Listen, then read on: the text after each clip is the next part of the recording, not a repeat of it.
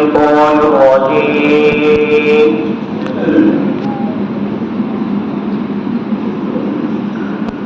بسم الله الرحمن الرحيم.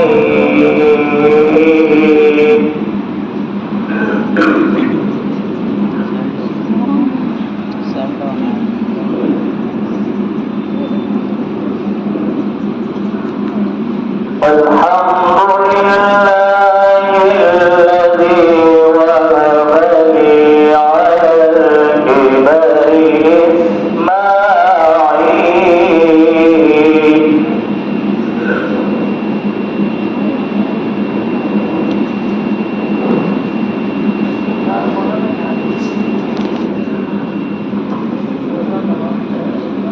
على الكبر إسماعيل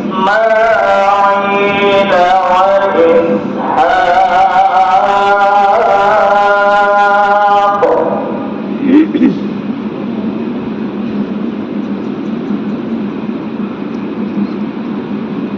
إن ربي لسميع الدعاء.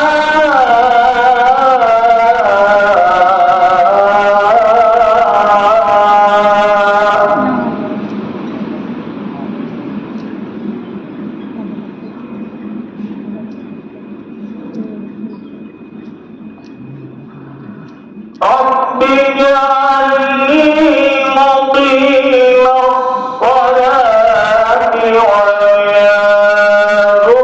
ذريتي.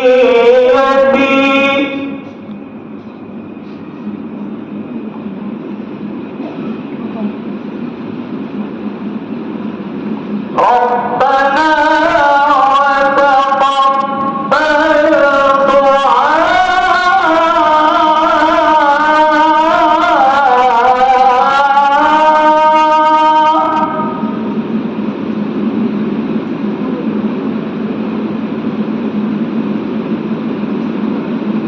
ربنا اغفر لي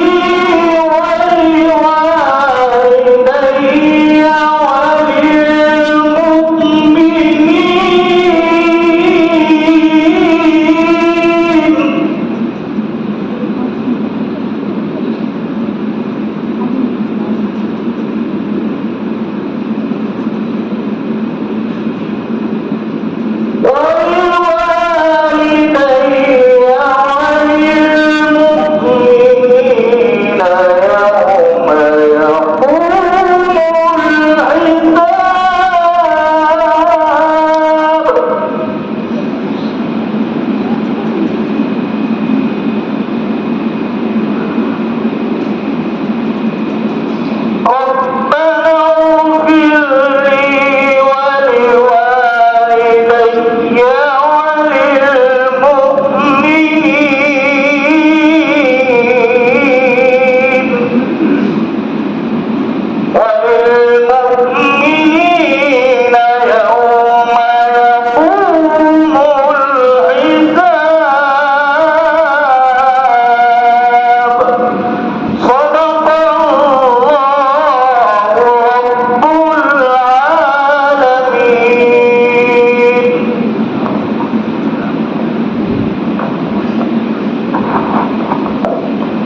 मोहम्मद असजद एक नात पेश फरमाएं।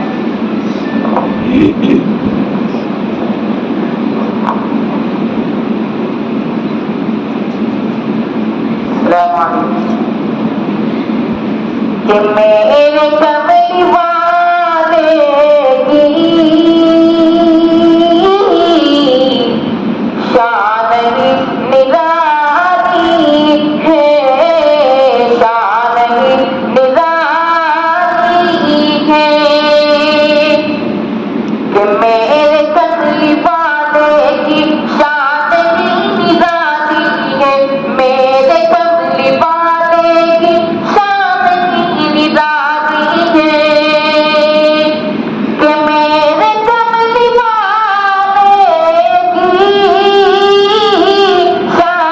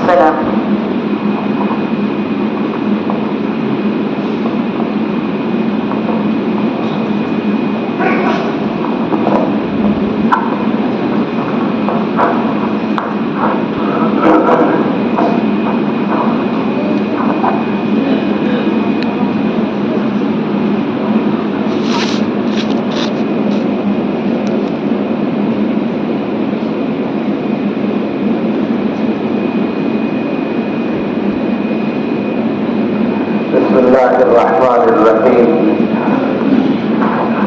الحمد لله نحمده ونستعينه ونستغفره ونؤمن به ونتوكل عليه ونعوذ بالله من شرور أنفسنا ومن سيئات أعمالنا من يهده الله فلا مضل له ومن يضلله فلا هادي له ونشهد أن لا إله إلا الله وحده لا شريك له ونشهد أن سيدنا ونبينا ومولانا محمدا عبده ورسوله صلى الله تعالى عليه وعلى آله وأصحابه وبارك وسلم تسليما كثيرا أما بعد فأعوذ بالله من الشيطان الرجيم بسم الله الرحمن الرحيم من كان يريد حرث الآخرة نزد له في حرثه ومن كان يريد حرث الدنيا نؤته منها وما له في الآخرة من نصيب. وقال تعالى من كان يريد العاجلة عجلنا له فيها ما نشاء لمن نريد ثم جعلنا له جهنم يصلاها مذموما مدحورا ومن أراد الآخرة وسعى لها سعيها وهو مؤمن فأولئك كان سعيهم مشكورا. صدق الله العظيم. عن أنس بن مالك رضي الله عنه قال قال رسول الله صلى الله عليه وسلم من كانت الآخرة همه جعل الله غناه في قلبه وجمع له شمله وأتته الدنيا وهي راغمة ومن كانت الدنيا همه جعل الله فقره بين عينيه وفرق عليه شمله ولم يأته من الدنيا إلا ما قدر له أو كما قال عليه الصلاة والسلام. وقال علي رضي الله عنه من أراد غنى بلا مال وهيبة بلا سلطان وعزا بلا عشيرة فليتق الله فإن الله يأبى أن يذل إلا من عصاه أو كما قال عليه رضي الله عنه. اللهم صل على سيدنا محمد وعلى آل سيدنا محمد وبارك وسلم. اللهم صل على سيدنا محمد وعلى آل سيدنا محمد وبارك وسلم. اللهم صل على سيدنا محمد وعلى آل سيدنا محمد وبارك وسلم. اللہ تعالیٰ کا شکر ادا کرتے ہیں اور ہر وقت کرنا ہے اور کرنا چاہیے. اس نعمت پر بھی شکر کہ اللہ نے آج آپ حضرات کے درمیان حاضری کی یہ سعادت عطا فرمائی اور ہم سب کے بزرگ اور مخدوم حضرت مولانا محمد ہاشم صاحب دامت برکاتہم سے ملاقات ہوئی اور ماشاءاللہ اس حال میں کہ حضرت روح بصحت ہیں بلکہ انشاءاللہ صحت مند ہی ہیں. اللہ تعالیٰ جو بھی کمزوری ہے اس کو دور فرمائے اور صحت و قوت بحال فرمائے اور صحت کے ساتھ عمر میں برکت فرمائے. اسی طرح ملاقات ہوئی حضرت مولانا محمد آصف صاحب دامت برکاتہم سے, حضرت مولانا حبیب اللہ صاحب دامت برکاتہم سے اور یہاں کے تمام اساتذہ کرام سے. یہ بہت بڑا مدرسہ ہے. یہاں کے محترم صاحب, یہاں کے ناظم صاحب اور یہاں کے شیخ الحدیث صاحب یا استاد صاحب یہ اگر بڑائی اختیار کریں تو کوئی عجیب بات نہیں ہوگی, لیکن ان حضرات کے اندر جو تواضع ہے وہ ہمارے سیکھنے کی ہے. یہ حضرات جس طرح ہم جیسے طالب علموں سے ملتے ہیں, حضرت تو ہم سب کے بڑے ہی ہیں. مولانا آصف صاحب عمر میں تھوڑے بہت چھوٹے ہیں لیکن اتنے بڑے مدرسے کے ذمہ دار ہیں اور بہت بڑے محترم کے بیٹے بھی ہیں. مولانا حبیب اللہ صاحب میرے ساتھی ہیں. ساتھی کس کے ساتھ کیا کرتا ہے آپ جانتے ہیں, لیکن ان کا جو اعلان آپ نے سنا تو وہ صرف حوصلہ افزائی ہے, حوصلہ افزائی تھی. تو یہ تواضع بھی ہمارے لیے سیکھنے کی ہے اور تواضع جو ہے وہ لگے یہ تو بالکل ہی حضرت مولانا آصف صاحب فرمانے ہیں کہ ہمیں آپ سے محبت بھی ہے. تو بات یہ ہے کہ اجازت ہو تو یہ دعویٰ ادھر سے بھی ہے. اور ظاہر ہے کہ یہ قصہ بھی جانبین سے جب ہو جبھی چلتا ہے. الفت کا جب مزہ ہے کہ وہ بھی برقرار دونوں طرف وہ آٹھ برابر رہی. محبت کی نہیں جاتی ہے خود ہی آپ ہوتی ہے. یہ شعلہ خود بھڑک اٹھتا ہے بھڑکایا نہیں جاتا. محبت کے لیے دنیا میں دل مخصوص ہوتے ہیں. یہ وہ نغمہ ہے جو احساس پر گایا نہیں جاتا. مگر یہ وہ محبت نہیں ہے جسے کچھ لوگ عشق کے نام سے یاد کرتے ہیں. وہ بیماری ہے. مولانا آصف صاحب حکیم بھی ہیں. ان سے آپ پوچھیں یونانی کی کتابوں میں امراض دماغ میں لکھی ہوئی ایک بیماری جس کا نام ہے عشق. میں نے بھی پڑھا ہے باقاعدہ دماغ کے امراض میں جسے عشق کہتے ہیں لوگ. حالانکہ یہ بات اپنی جگہ ہے کہ محبت جب محبت کی بات آ گئی صحیح سے بات چل پڑے تو بہت اچھا ہے. محبت جو ہے وہ مطلوب ہے. قرآن میں ہے اس کا تذکرہ والذین آمنوا اشد حبا للہ. خالی محبت نہیں. ہمارے حضرت فرمایا کرتے ہیں محبت میں شدت مطلوب ہے. اشد حبت کہا گیا. خالی یہ نہیں کہا گیا یحبون اللہ بلکہ اشد حبا للہ. تو محبت میں شدت مطلوب ہے. محبت تو کیا ہے وہ حضرت پڑھتے ہیں محبت تو کہتے ہیں سب لیکن محبت نہیں جس میں شدت نہیں. محبت حقیقت میں وہی ہے. اور وہ محبت اللہ تعالیٰ کے لیے خاص ہے یا وہ محبت جو اللہ کے لیے ہو. حدیث میں ہے وہ 3 چیزیں جن کی وجہ سے انسان کو ایمان کا ذائقہ مل جاتا ہے. ثلاث من کن فیہ وجد بہن حلاوۃ الایمان. پہلی چیز ہے من کان اللہ ورسولہ احب الیہ مما سواہما. اللہ اور اللہ رسول کی محبت سب سے زیادہ ہو. دوسرے ہے ومن احب عبدا لا یحبہ الا للہ. کسی بندے سے محبت کرے صرف اللہ کے لیے. تو معلوم ہوا کہ محبت مطلوب ہے باقاعدہ. اللہ سے محبت یا اس وجہ سے کہ اس بندے سے اللہ تعالیٰ محبت کرنے کا حکم دیتے ہیں. اس سے محبت کرنے سے اللہ تعالیٰ خوش ہوتے ہیں یا یہ اللہ کا اچھا بندہ ہے. محبت جو ہے وہ جب صحیح رخ پر ہوتی ہے تو سارے کام تو محبت ہی سے ٹھیک ہوتے ہیں. محبت سے جو دل خالی ہوتے ہیں وہ تو بیکار ہوتے ہیں. کھوکھلا کیا کہیں گے اس کو, کھوکھلے باز کی طرح سے ہوتے ہیں یا خالی کھڑے کی طرح سے ہوتے ہیں جن دلوں میں محبت نہ ہو. لیکن محبت کا رخ صحیح ہونا چاہیے اور وہ رخ ہے حقیقی محبوب کی طرف. جب اس کی طرف رخ ہو جاتا ہے تو سارے کام ٹھیک ہو جاتے ہیں. اور حقیقت یہ ہے کہ محبت کا ہم لوگ نام لیتے ہیں. ذائقہ تو اللہ والے سکتے ہیں اور وہ ذائقہ ایسا ہوتا ہے کہ پھر ان کو اللہ کی ہر وقت یاد رہتی ہے.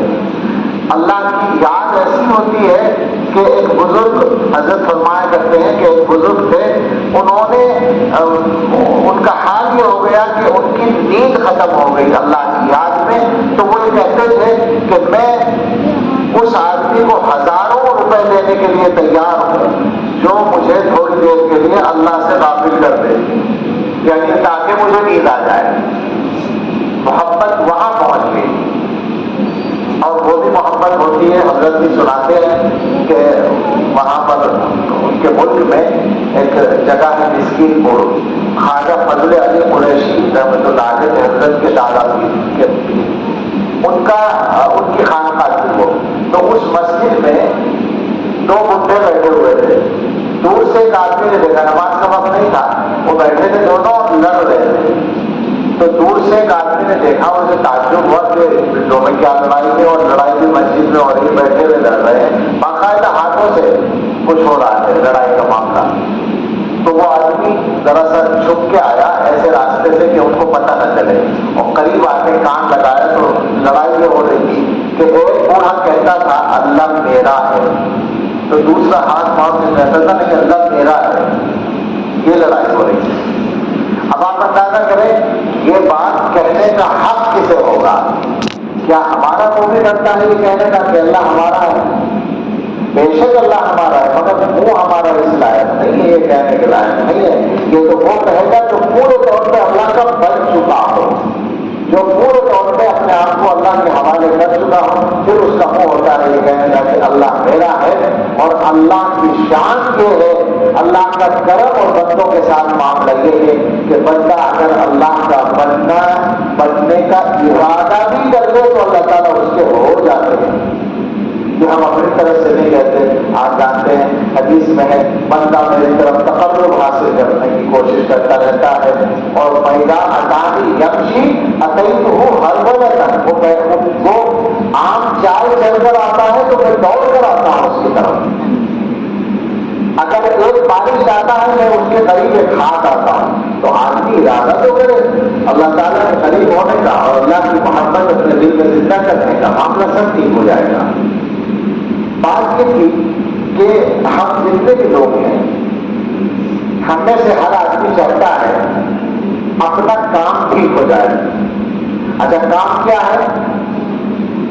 بس یہی گڑبڑ چل رہی ہے کہ کاموں کی جو فہرست ہے اس میں تھوڑا سی ترغیب کی ضرورت ہے۔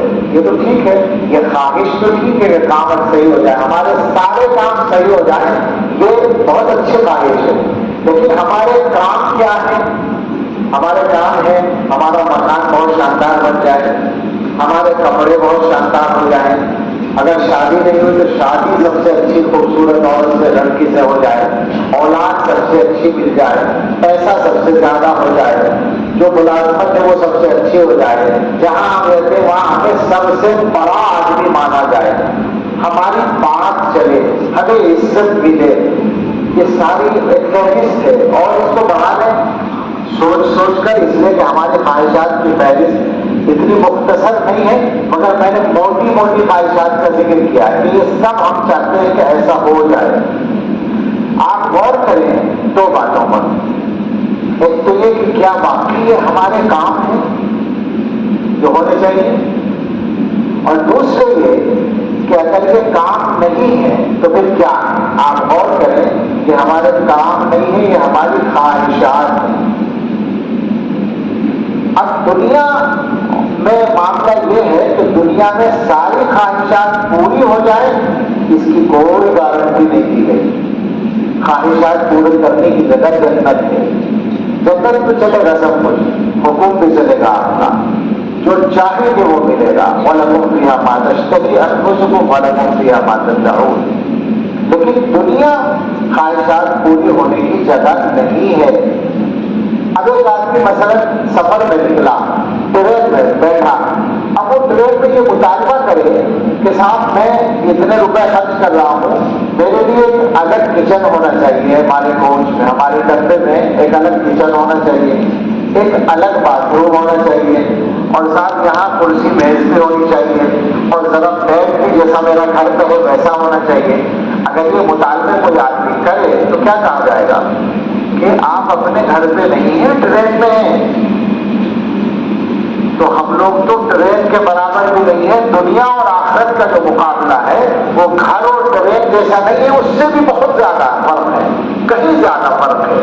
پھر ہم دنیا میں یہ ساری چیزیں مانگتے اور چاہتے ہیں کہ ہماری غلط فہمی ہے، لیکن پھر ایک سوال ہے، جب ہماری خواہشات پوری نہیں ہوتی، جب ہمارے کام نہیں بنتے تو ہمارا جی خوش نہیں ہوتا، پریشان رہتے ہیں ہم۔ لہذا 99% لوگ پریشان ہیں یا اس سے بھی زیادہ، یعنی دنیا کے اکثر لوگ پریشان ہیں۔ تو اب یہ پریشانی کیسے دور ہو؟ تو اس کا جواب یہ ہے کہ وہ بدلنا پڑے گا، نقطۂ نظر بدلنا پڑے گا، خواہشات اور کاموں کی فہرست بدلنی پڑے گی، بلکہ اس سے بڑھ کر آسان لفظ بولے، مقصد کی فہرست کو ٹھیک کرنا پڑے گا، مقصد صحیح کرنا پڑے گا۔ مقصد کہاں سے ملے گا؟ وہ حدیث ہے جو ابھی پڑھی تھی، رسول اللہ صلی اللہ تعالیٰ علیہ وسلم نے فرمایا، من کانت الآخرۃ ہمہ۔ یہ حدیث ایسی ہے کہ بالکل پر ہے سارے معاملات کو ٹھیک کرنے کا۔ آپ سوچ لیں، حضور فرماتے ہیں جس آدمی کا مقصد، ہم کے اصل معنی ہے غم، فکر، غم سے مراد ہے فکر، یعنی جیسے آپ کو کبھی کبھی ایسا ہوتا ہے کہ کوئی بہت ضروری کام درپیش ہے اور اس میں بہت محنت کی بھی ضرورت ہے، کچھ آدمیوں کی بھی ضرورت ہے. مثلا آپ کے شادی ہو رہی ہے، آج کل سب سے مشکل کام شادی ہی بنا رکھا ہے ہم لوگوں نے. مثلا شادی ہو رہی ہے تو اب شادی سے ایک دن پہلے میزبان کا جو حال ہے وہ کیا ہے، اس کے دماغ پر جو کچھ بوجھ ہے وہ ہم ہے. یعنی میں سمجھانے کے لیے ایک مثال دے رہا ہوں.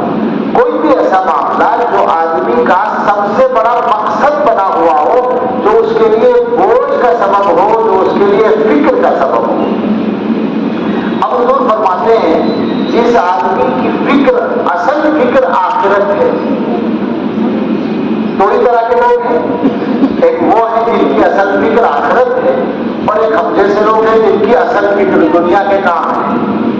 تو اب آپ سوچیں، حضور تو سچ بولتے ہیں صلی اللہ علیہ وسلم، اللہ کی طرف سے بولتے ہیں، اللہ کے وعدے سناتے ہیں.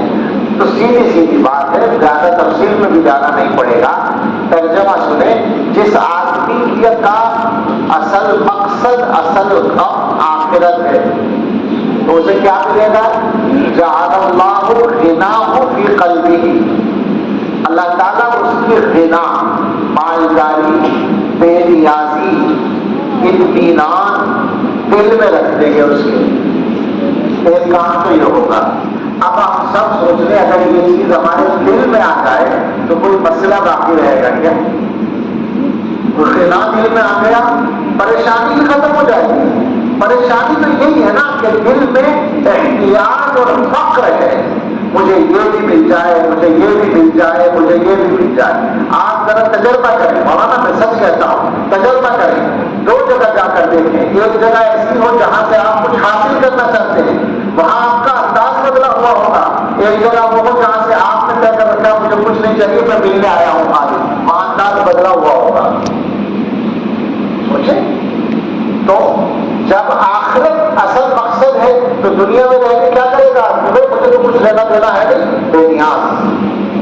تو اللہ تعالیٰ اس کے دل میں غنا رکھ دیں گے. اور اس کے بعد جمع لہ شملہ، اللہ اکبر، بڑی نعمت ہے. ہم جو بچے ہیں ان کو تو اتنا بھی سمجھ میں نہیں آئے گا، لیکن بڑوں کو سمجھ میں آئے گا. اللہ تعالیٰ اس کے سارے معاملات کو ٹھیک کر دیں گے، انتشار ختم کر دیں گے. اس کا شمل، اس کا جو کچھ بھی معاملہ ہے اس کو جمع کر دیں گے، منتشر ہونے سے بچا دیں گے. اور آگے ایک بات ایسی فرمائی ہے کہ مولویوں کو تو گرانے باندھ لینی چاہیے، اور مولویوں سے زیادہ تجربہ اس کا کسی کو ہوتا بھی نہیں. وَأَتَتْهُ الدُّنْيَا وَهِيَ رَاغِمَةٌ، اس کے بعد دنیا ذلیل ہو کر آئے گی. کیوں آئے گی ذلیل ہو کے؟ جسے آپ پوچھ نہ رہے ہوں وہ ذلیل ہی تو ہوتا ہے جی. اور آئے گی کیوں؟ اس لیے کہ تقدیر میں ہے. دونوں باتیں جوڑ لیں. جو مقدر ہے وہ ملے گا نا. آپ نے مقصد بنایا نہیں تو بیچاری خود ہی آئے گی وہ چلتی. اور کیا ہوگا؟ آپ نے اس کو مقصد نہیں بنایا اور اللہ نے مقرر کر رکھا ہے کہ ملنی ہے تو آئے گی. عدد دنیا وہی عراقی.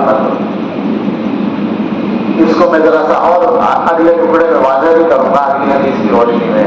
اس حدیث کو پورا کر لیں. وَمَنْ كَانَتِ الدُّنْيَا هَمَّهُ، جس کا مقصد دنیا ہو. ذرا ہم میں سے ہر آدمی سوچے اس کو کہ یہ باتیں ہمارے اوپر ثابت تو نہیں آ رہی تھیں. جس آدمی کا مقصد دنیا ہو، مجھے عزت ملے، مجھے شہرت ملے. ہم یہاں زیادہ تر تو علماء ہی ہیں، طلباء ہیں، علماء ہیں. اس لیے ایک راز کی بات پاش کرنے میں آ رہے ہیں کہ ہم مولویوں کی مصیبت ہے تو یہی عزت ملے، شہرت ملے. اصل جو ہے مولوی کو پیسہ نمبر 2 پہ چاہیے، عزت و شہرت نمبر 1 پہ چاہیے. جاہ اور مال دو ہے نا. بہت سارے مولوی تو ایسے ملیں گے جو مال سے جاہ کو خریدتے ہیں. اللہ حفاظت فرمائے. لیکن ہے کہ ہمارا حال ہے، یعنی ان کا پیسے کا نقصان ہو جائے آپ انہیں بڑا بنا دیں، بس وہ چاہے تو خرچ کرنے کے لیے تیار ہو جائیں. تو جس نے دنیا کو مقصد بنایا تو اس کا کیا ہوگا؟ حدیث ہے یہ بھی، حدیث کا ٹکڑا ہے. جعل اللہ فقرہ بین عینیہ، اللہ تعالیٰ اس کی محتاجی پیشانی کو لکھ دیں گے، اس کی آنکھوں کے بیچ پیشانی بڑھا دے، یہ تو مفہوم ہوگا معلوم۔ اللہ تعالیٰ اس کا فقر، اس کی احتیاج اس کی پیشانی کو رکھ دیں گے، دیکھنے سے پتہ چل جائے گا کہ اسے چاہیے کچھ۔ دیکھو یہاں وہ مدرسے کا چندہ مراد نہیں ہے، جو مدرسوں کے ذمہ دار مدرسے کے لیے چندہ کرتے ہیں وہ اس کا حساب نہیں ہے، وہ تو عبادت کا کام ہے۔ ٹھیک ہے کہیں کہیں غلطی ہوتی ہے، وہ غلطی بات کا مسئلہ ہے، لیکن جب وہ مدرسے کے لیے جمع کر رہا ہے وہ اس کا حساب نہیں ہے، یہ تو اپنی ذات کے لیے جو آدمی تلاش کر رہا ہے، دنیا کے لیے، تو مدرسہ تو دین ہے، تو اللہ تعالیٰ اس کا فقر اس کی آنکھوں کے درمیان رکھ دیں گے، وَفَرَّقَ عَلَيْهِ شَمْلَهُ، اس کے معاملات میں انتشار پیدا کر دیں گے، اور اس کے بعد کیا ہوگا؟ دنیا بڑھ کے لے جائے گی کچھ، وَلَمْ يَأْتِهِ مِنَ الدُّنْيَا إِلَّا مَا قُدِّرَ لَهُ، دنیا اتنی ہی آئے گی جتنی مقدر نہ ہو، مقرر ہے، اس کے علاوہ نہیں ملے گی، اس کے علاوہ نہیں مل سکتی، بالکل نہیں مل سکتی۔ حضرت علی رضی اللہ تعالیٰ عنہ کا ایک ارشاد میں نے پڑھا ہے، انہوں نے اسی بات کو اپنے بلیغ انداز میں فرمایا، میں اس کو بولتا رہتا ہوں۔ وہ فرماتے ہیں جس آدمی کو مال چاہیے، مالداری چاہیے، عام طور پر جو آدمی کو جو چاہیے وہ تین چیزیں ہیں، حضرت علی نے ان کو جمع کیا ہے، مالداری چاہیے، عزت چاہیے اور طاقت چاہیے، یعنی ہماری بات مانی جائے۔ اسی چکر میں سب پریشان، طاقت کے لیے تو الیکشن بھی لڑتے ہیں لوگ، ٹھیک، یہ بھی اسی کے کا مزاج ہے، مال سے جان خریدتے ہیں، الیکشن میں کتنا خرچ کرتے ہیں لوگ، اللہ کی پناہ۔ ابھی دلی کے جو الیکشن ہوئے، بلدیہ کے الیکشن یوپی میں، تو ہمارا جو آبائی وطن ہے وہاں پتہ چلا محلے کے وہ جو وارڈ کا ممبر ہے اس نے اتنے لاکھ روپے خرچ کیے، اور اس کے بعد جب یہ پتہ چلا کہ وہ ہار بھی گیا تو مجھے بہت مزہ آیا، وہ ابھی تک ملا نہیں مجھے، ورنہ میں اسے مبارکباد دوں گا اور ہنسوں گا اس پر، رشتے دار ہے میرا، اور اسے کہوں گا کہ میں نے بہت خوشی منائی کہ تم نے اتنے لاکھ روپے خرچ کیے اور تم ہار گئے، ہارنا ہی چاہیے، اور حرام چیزوں میں خرچ کرتے ہیں آج کل الیکشن والے، الیکشن کے امیدوار۔ تو پڑھائی چاہیے، طاقت اور عزت چاہیے اور مالداری چاہیے۔ حضرت علی رضی اللہ تعالیٰ نے ان سب چیزوں کا ایک نسخہ بتایا ہے، وجہ اس کی یہ ہے کہ یہ تینوں چیزیں اپنے اختیار کی نہیں ہیں، آدمی چاہتا ہے مگر ہر ایک کو ملتی نہیں ہے، ہر آدمی مالدار نہیں بن پاتا، بعض لوگ ساری عمر محنت کرتے ہیں مالدار نہیں ہوتے، یہ تو تقسیم ہے اللہ تعالیٰ کی۔ بعض لوگ محنت کرتے ہیں طاقت کے لیے، پاور کے لیے، نہیں ملتی، بعض لوگ عزت کے لیے کوشش کرتے ہیں، عزت تو بالکل ہی اختیار میں نہیں ہوتی۔ حضرت علی رضی اللہ عنہ فرماتے ہیں، ان کے ارشاد میں یہ بات نکلتی ہے، مالداری پیسے سے، عزت خاندان سے، عام طور پر جو ماحول ہے وہ کیا ہے کہ عزت خاندان سے، طاقتور خاندان ہے تو آپ کی عزت ہے، کمزور خاندان ہے تو کوئی نہیں پوچھتا، یہ جو ماحول ہے، اور طاقت جو ہے عہدے سے، آپ کی بات میں جو دم ہے وہ عہدے سے، عہدہ ہے تو آپ کی بات مانی جا رہی ہے ورنہ نہیں مانی جا رہی، یہ دنیا کا دستور ہے، مگر یہ سب اپنے اختیار میں نہیں۔ حضرت فرماتے ہیں جو آدمی مال کے بغیر مالداری چاہے، خاندان کے بغیر عزت چاہے، عزت بلا عشیرت، اور عہدے کے بغیر طاقت چاہے، روب چاہے، تینوں کے لیے ایک کام، فَلْيَتَّقِ اللَّهَ، اس کو چاہیے کہ تقوی اختیار کرے، اللہ سے ڈر کے زندگی گزارے۔ سب چیزوں کا ایک ہی نسخہ ہے، جس آدمی کی زندگی میں تقوی ہوگا، پیسہ ہو یا نہ ہو وہ مالدار ہوگا۔ حضرت شیخ الحدیث مولانا زکریا صاحب رحمۃ اللہ علیہ کا تو خود انہوں نے لکھ بھی رکھا ہے، مشہور ہے، وہ یوں کہا کرتے تھے کہ میں یہ دعا کروں کہ پیسہ جمع ہوئے نہ اور ضرورت کوئی اٹکے نہ۔ تو آپ بتائیے کہ اس سے زیادہ عقل مندی کا فلسفہ کیا ہو سکتا ہے؟ بڑے سے بڑا مالدار، اسے کیا فائدہ ہوتا ہے؟ کیا اس کی کوئی ضرورت نہیں ہے ٹکتی؟ ٹھیک ہے، پیسہ اس کے پاس ہوتا ہے، لیکن بعض دفعہ پیسے ہی کا مسئلہ اٹک جاتا ہے، وہی مصیبت بن جاتا ہے۔ یہ ان موضوعوں سے زیادہ کون چالاک ہوگا؟ یہ بزرگوں کو کہہ رہا ہوں، شیخ کو کہہ رہا ہوں، یہ تو بہت بڑی چالاکی کی بات ہے کہ اللہ میاں سے مانگ رہے ہیں کہ ضرورت کوئی اٹکے نہ، پیسہ جمع ہوگا نا، پیسے کی مصیبت تم بڑھتے رہو، کام ہمارے بڑھتے رہے۔ اچھا نہیں ہوا ایسا؟ شیخ الحدیث رحمۃ اللہ علیہ اسی طرح کے نعمان ہے، کافر کیا ہے ان کا، کوئی ضرورت ان کی کبھی رکی؟ مجھے یاد ہے ہم پڑھتے تھے جب وہ آخری بار تشریف لائے تھے 1402 میں، شعبان میں انتقال ہوا، اس سے چند مہینے پہلے آئے تھے، آپ کو بھی یاد ہوگا، لائن لگ کے زیارت ہو رہی تھی سہارنپور میں۔ تو اس وقت میں ایک مرتبہ ایسا ہوا کہ حالت زیادہ خراب ہو گئی اور یہ خطرہ ہو گیا کہ کہیں وفات نہ ہو جائے۔ تو اب مسئلہ یہ تھا کہ شیخ کی ساری عمر کی تمنا تھی کہ مدینے میں انتقال ہو، اور یہاں سہارنپور میں خطرہ پیدا ہو گیا۔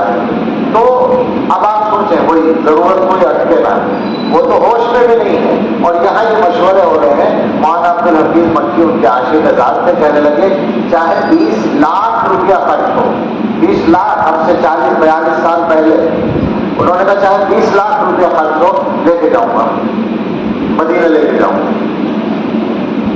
وہ تو پھر طبیعت کچھ بہتر ہو گئی اور وہ عام طریقے پر سفر ہو گیا۔ تو یہ جو بات ہے کہ پیسہ نہیں مگر مالدار، غلط بلا مال۔ اچھا تو یہ چیز جو ہے یہ کوئی صحیح بات نہیں ہے کہ جب تک ہم صحیح معنی میں تجربہ نہ کر لیں تو سمجھ میں نہیں آتی، اسی لیے لوگ نہیں مانتے بہت سے۔ میں تو بہت ہی یعنی اس مجلس کا سب سے بڑا گناہگار تو قسم کھا کر میں، یہ تو پکی بات ہے، میں آپ سے یہ بات کہتا ہوں کہ آپ میرا یقین کر لیں، اللہ کے گھر میں بیٹھا ہوا کہہ رہا ہوں، میں یقین کر لیں آپ اس بات کا کہ میرے جیسا آدمی یہ بات آپ سے کہہ سکتا ہے کہ اگر ذرا سا نیت کو ٹھیک کر لیں تو معاملہ ٹھیک۔ میں نے حضرت سے کہا رزق میں برکت کی دعا کرتے ہیں، یہ بہت پہلے کی بات ہے، 8-10 سال پہلے قبضہ بہت رہتا تھا، تو میں نے حضرت سے اعتکاف کے دوران رمضان کی رات میں تنہائی میں کہا کہ رزق میں برکت کی دعا کرتے ہیں۔ ہم یہ سوچ رہے تھے کہ حضرت مستجاب الدعا ہے، اب دعا کرتے ہیں تو انشاءاللہ عید کے بعد سے اپنا کام بڑھیا ہو جائے گا، باقی یہ سمجھ رہے۔ تو حضرت نے دعا کی، حضرت نے فرمایا تقوی کی زندگی گزاریے، تقوی کا ادنا انعام رزق کی برکت ہے، اعلیٰ انعام تو اللہ کی رضا ہے۔ بسم اللہ یہاں سے ہوتی ہے، یعنی جہاں تقوی آ جائے گا، جتنا بھی آئے کوشش کرے۔ تقوی کیا ہے؟ تقوی کا ایک مطلب تھوڑی ہے پھر برداشت ہی بن جائے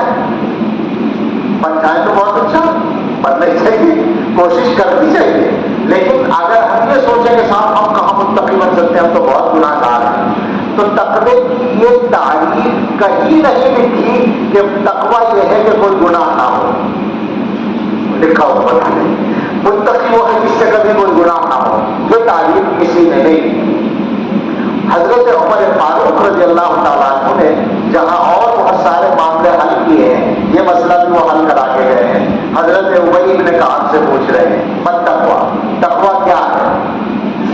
اور ابی بن کعب میرا خیال یہ ہے کہ یہی سمجھ رہے ہوں گے کہ میرا امتحان تو نہیں لے رہے، عمر فاروق تو بہت بڑے، ابی بن کعب بھی بہت بڑے، مگر عمر فاروق تو بڑوں کے بڑے۔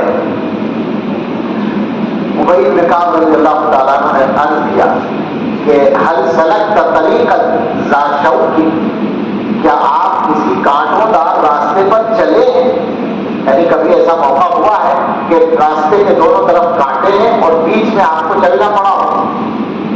فرمایا ہاں چلے۔ کہا پھر آپ نے ایسے موقع پر کیا کیا؟ اس کانٹوں دار راستے پر چلنے کے لیے اور کانٹوں سے بچنے کے لیے کیا طریقہ اختیار کیا؟ تو حضرت عمر رضی اللہ عنہ نے فرمایا شمت واجتہد، میں نے کپڑوں کو سمیٹا اور کوشش کر کے نکلا۔ یہ طریقہ ہو سکتا ہے، اگر دونوں طرف کانٹے تو کیا کرے گا؟ کپڑوں کو بچا کے اور تھوڑا سا سمٹ کر اور کوشش کر کے بچتا بچتا نکلے گا۔ تو حضرت ابی بن کعب نے کہا یہی تقویٰ ہے۔ تو آپ سمجھ لیں مثالیں جو ہوتی ہیں ضروری نہیں کہ 100% متفق ہو، لیکن یہاں تقریباً 100% متفق ہے، اس لیے کہ کانٹوں دار راستے پر چلنے والا آدمی کبھی کبھی کانٹوں میں الجھتا بھی ہے۔ اگر لمبا راستہ ہے تو ضرور الجھے گا، بہت مشکل ہے کہ پورا بچ کے نکل جائے۔ کبھی ایسا بھی ہو سکتا ہے کہ کوئی کانٹا کرتے کو پھاڑ دے، یا کم سے کم خراش تو آ ہی جائے، تو آپ کیا کریں گے؟ کرتا اتار کے پھینک دیں گے؟ کرتا اتار کے نہیں پھینکیں گے، کرتے کو ٹھیک کر دیں۔ بس یہی ہے کہ بچنے کی کوشش کرتے کرتے اگر پھنس جائیں گناہ میں تو توبہ کر لیں۔ عجیب بات ہے، اللہ تعالیٰ کی رحمت کا معاملہ عجیب ہے کہ توبہ کا راستہ کھول دیا ہے، جب چاہے متقی بن جاؤ۔ میں طلبا سے کاٹتا ہوں، سے کہتا ہوں اور سبھی سے کہ پڑھنے میں ٹائم لگتا ہے، حافظ بننے میں کسی کو 1 سال، کسی کو 2 سال، کسی کو 3 سال لگتے ہیں، عالم بننے میں 8 سال لگتے ہیں، اور صاحب ڈاکٹر بننے میں بھی بہت ساری پڑھائی کرنے کے بعد 4 سال لگتے ہیں، اور صاحب انجینئر بننے میں بھی، اور فلاں بننے میں، ہر ڈگری کے لیے۔ مگر متقی بننے کی ڈگری ایسی ہے اس میں 2 منٹ لگتے ہیں، اس سے زیادہ لگتے ہی نہیں، بالکل نہیں لگتے۔ کبھی کبھی تو ایسا ہے کہ 1 لمحہ لگتا ہے، 2 منٹ تو اس لیے کہہ دیا کہ اچھا طریقہ یہ کہ 2 رکعت پڑھ لیں، اور ہم لوگوں کی 2 رکعت 2 منٹ میں ہو جاتی ہے۔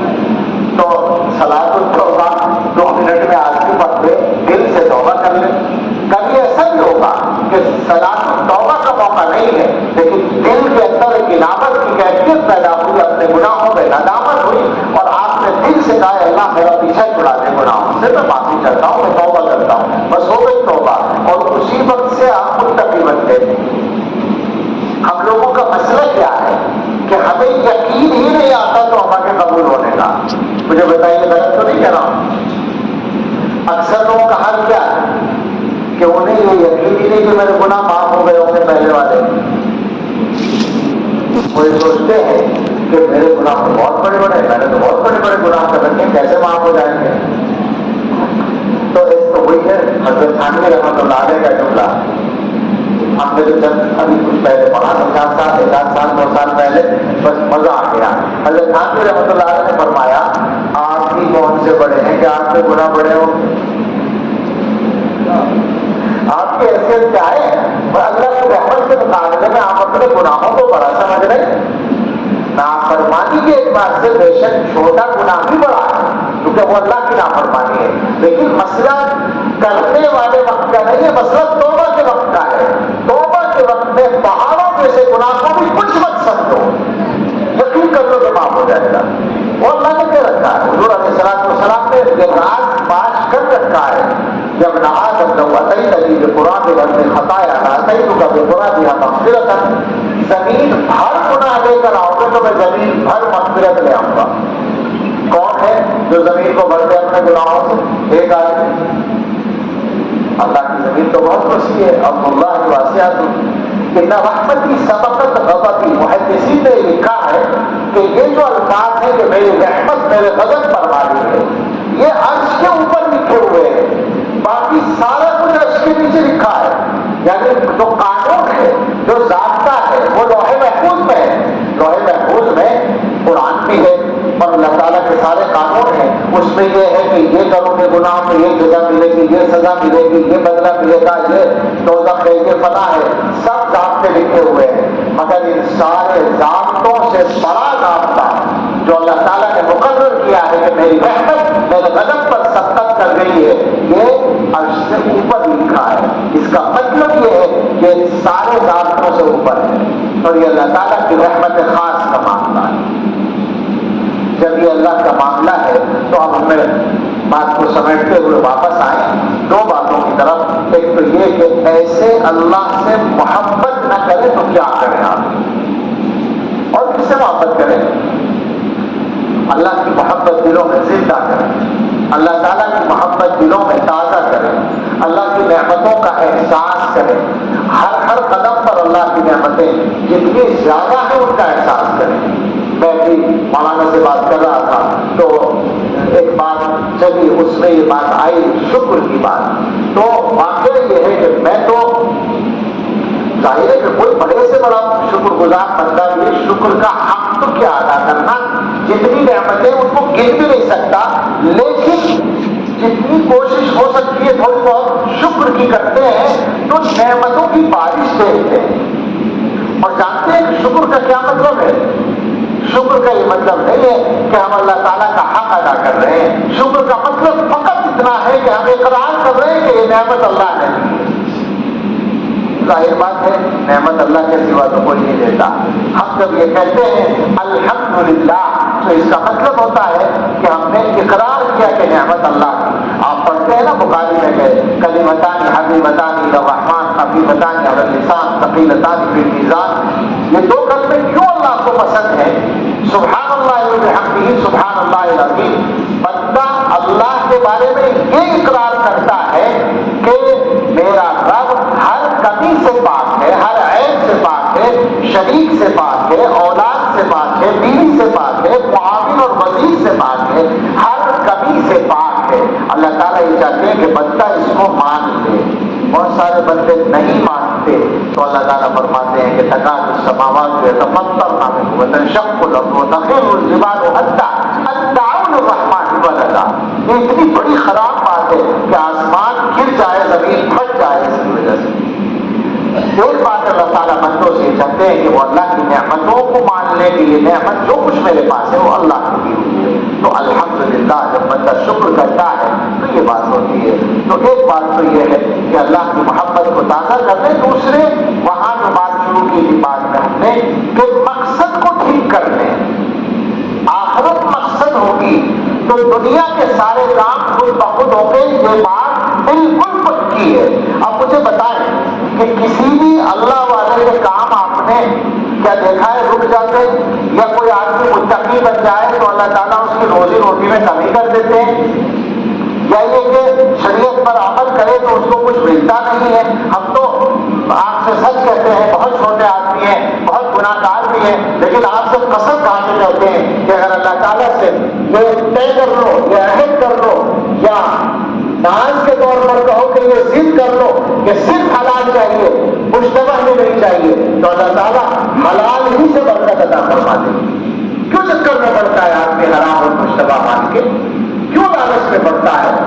اور اگر یہ طے کر لو کہ اللہ میری آدمی کے ساتھ چاہیے, میں بندوں کے آگے ہاتھ پھیلانا نہیں چاہتا, تو ایسے ہی ملے گا. دینے والے تو اللہ تعالیٰ دینے والے کرتے نہیں ہیں.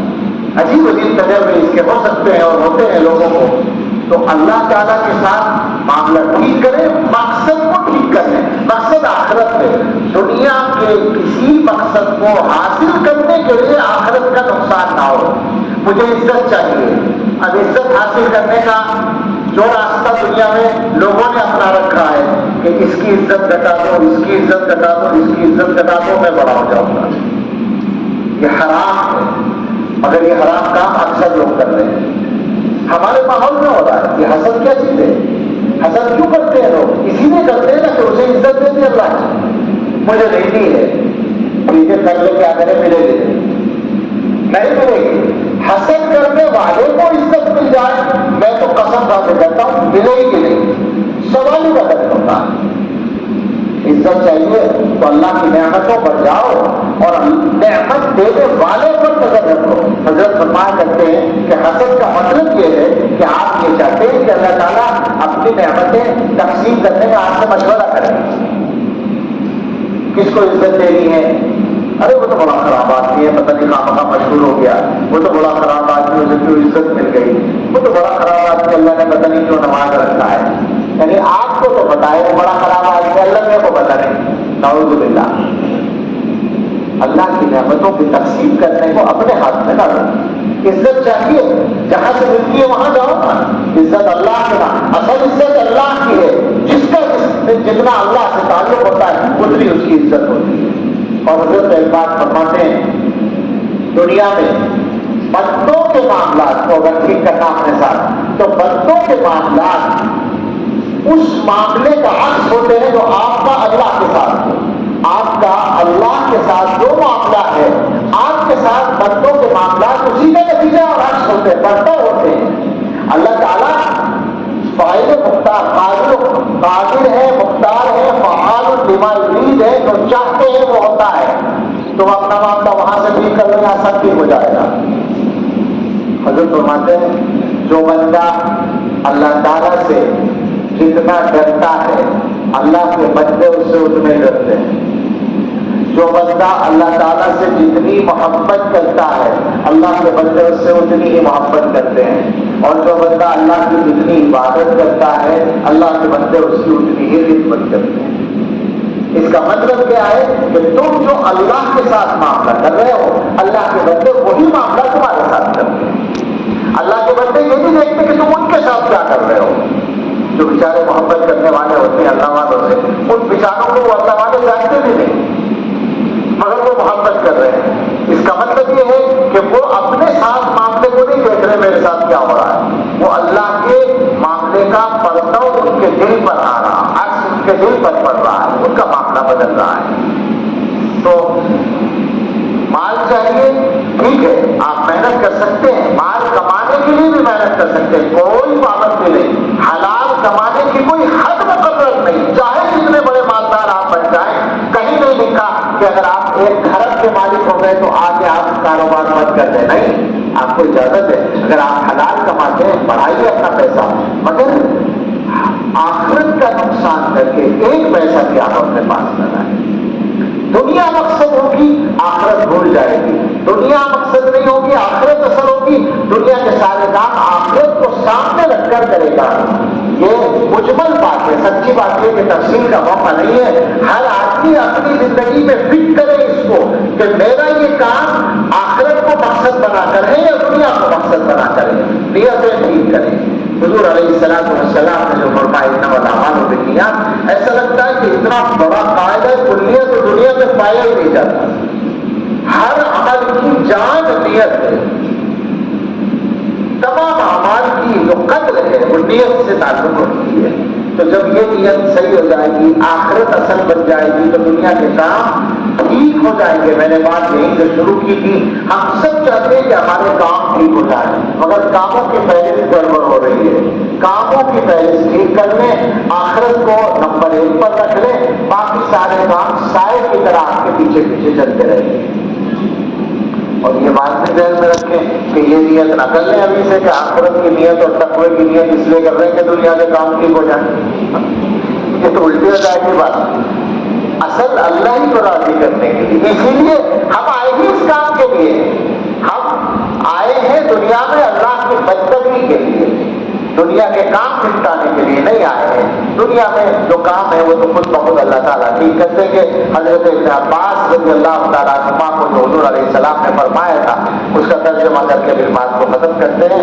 7 سال چل رہے تھے تو حضور نے فرمایا یا غلام، اے لڑکے، معلموں کا کلمات ہی، میں تجھے چند باتیں سکھاتا ہوں تجھے فائدہ دے گی۔ احفظ اللہ یحفظک، اللہ کی حفاظت کر، یعنی اللہ کے احکام کی حفاظت کر، اللہ کے حدود کی حفاظت کر، اللہ تیری حفاظت کرے گا۔ پھر فرمایا احفظ اللہ تجدہ تجاہک، اللہ کے حدود و احکام کی حفاظت کر تو اللہ کو اپنے سامنے پائے گا، جہاں ضرورت ہوگی اللہ سامنے۔ اور اس کے بعد فرمایا وَاعْلَمْ، یہ علماء کو ہمیشہ یاد رکھنا چاہیے، وَاعْلَمْ أَنَّ الْأُمَّةَ لَوْ اجْتَمَعَتْ عَلَىٰ أَن يَنفَعُوكَ بِشَيْءٍ لَمْ يَنفَعُوكَ إِلَّا بِشَيْءٍ قَدْ كَتَبَهُ اللَّهُ لَكَ۔ سارے لوگ، امت، قوم، ساری امت اگر یہ چاہے جمع ہو جائے اس بات کے لیے کہ تمہیں کسی چیز کا فائدہ پہنچا دیں، تو وہی فائدہ پہنچا سکتے ہیں جو اللہ نے لکھ رکھا ہے تمہارے لیے۔ وَلَوِ اجْتَمَعُوا عَلَىٰ أَن يَضُرُّوكَ بِشَيْءٍ لَمْ يَضُرُّوكَ إِلَّا بِشَيْءٍ قَدْ كَتَبَهُ اللَّهُ عَلَيْكَ۔ اور اگر وہ سب اکٹھے ہو جائیں اس بات پر کہ تمہیں کوئی نقصان پہنچائے تو وہی نقصان پہنچا پائیں گے جو اللہ نے لکھ رکھا ہے، اس کے علاوہ نہیں ہو سکتا۔ جفت الاقلام، جفت الاقلام ورفعت الصحف، ساری چیزیں مل کر قلم خشک ہو چکے ہیں، صحیح کو اٹھائے جا چکے ہیں، تم کس چکر میں پڑے ہو؟ سب کچھ مقرر ہو چکا ہے، جو مقرر ہے اس کے لیے پریشان ہو، جو تمہارے کرنے کا کام ہے اس کو چھوڑے بیٹھے ہو. اصل تمہارے کرنے کا کام ہے آخرت کی فکر کے ساتھ زندگی گزارو اور دنیا کے کاموں کو اللہ پر چھوڑو. اللہ تعالیٰ مجھے بھی اور آپ کو بھی توفیق دے اور اس مجلس کو ہم سب کے لیے نافع بنائے اور ان بزرگوں کی برکت سے ہمیں بھی سب کو سچی توبہ کی توفیق عطا فرمائے. آمین. وآخر دعوانا ان الحمد للہ رب العالمین.